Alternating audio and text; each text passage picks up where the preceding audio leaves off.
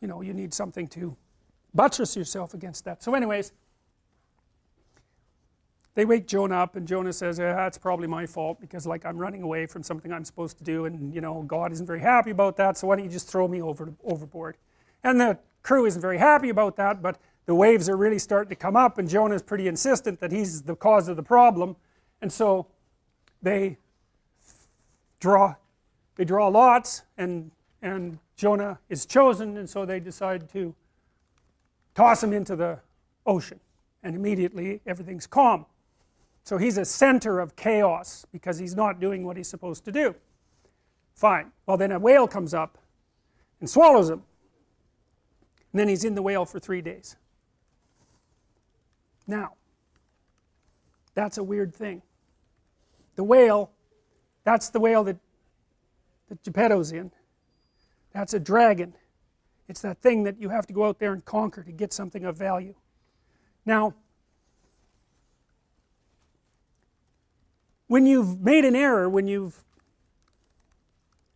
fallen off the pathway, when you've deviated from what you know you should do, it produces a state of internal chaos and worry and concern.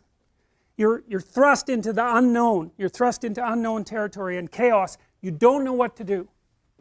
And that's often symbolized by the encounter with a monster, like a dragon, or something that lives under the water. And I think the reason for that is, as far as I've been able to tell, is that human beings, because we've been prey animals for forever, in our battle with carnivorous lizards, for example, and alligators, and even dinosaurs, because there were dinosaurs around at the time of our most distant ancestors. And there was even a cat at one point that was adapted with teeth to pierce human skulls. So it had a head that was exactly shaped to grab you here and put a tooth through the back of your skull. So like, we've come through some rough times, man, and we have a system in our mind that's a threat predator detection system. That's the thing that makes little kids think about monsters in the dark, right? Because, well, there is monsters in the dark. Parents always say, well, there's no monsters in the dark. It's like, that's not true. The dark is full of monsters. There might not be any in your room right at that moment, but that doesn't mean there aren't monsters in the dark.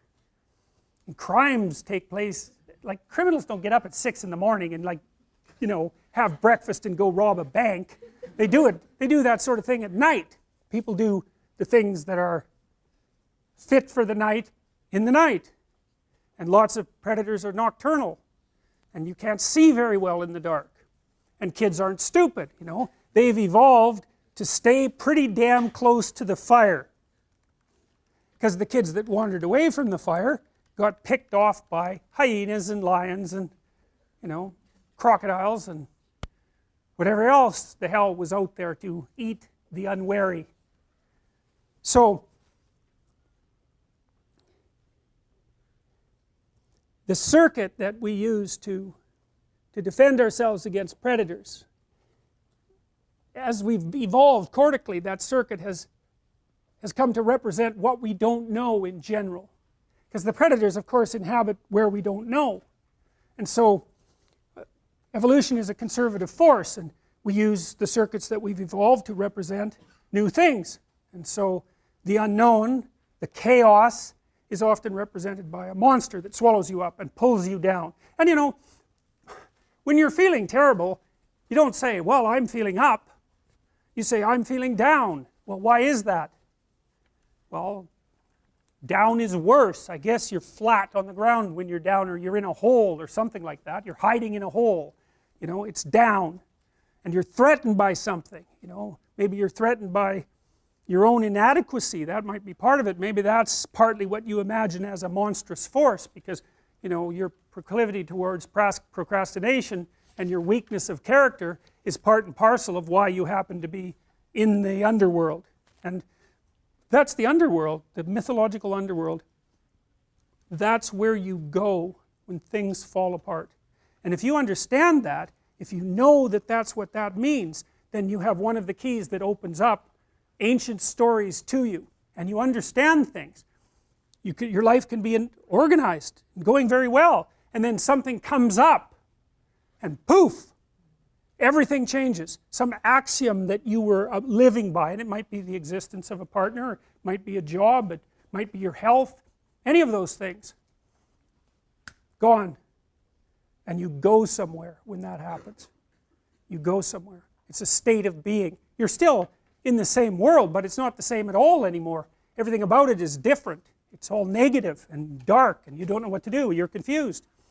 And so, what do you do down there in the underworld when things have fallen apart, especially if it's the worst possible case scenario and you realize that you actually had something to do with your demise?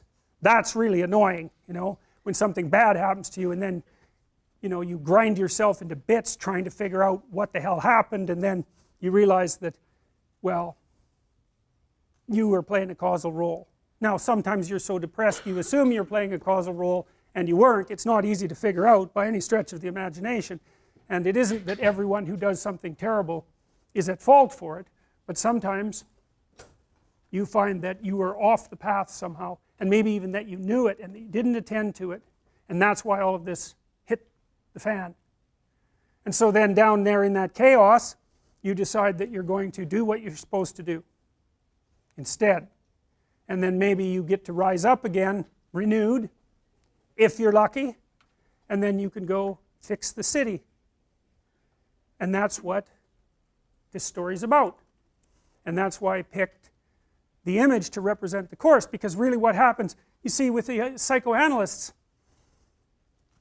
the road to health, if you're not doing well, which means that as you act in the world you're not getting what you want, there's something wrong with the match between your presuppositions and your actions, habitual, and the way the world is responding to you. And so it's not turning out for you. And the question is, well, what can you do about that?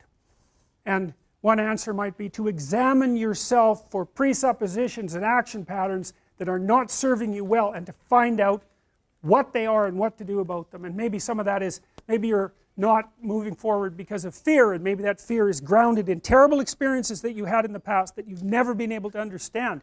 And maybe one of the ways of gluing yourself back together and expanding your personality so that you could in fact live properly in the world is to go back to those terrible events and untie them and straighten them out and understand them and drop them. And that's what psychotherapy is about in large part. Psychoanalytic, behavioral, doesn't matter. What are you afraid of? What are you avoiding? What are you failing to develop? Maybe from fear, maybe from avoidance, God only knows, maybe from disgust. How can you get over it? How can you reclaim those parts of yourself?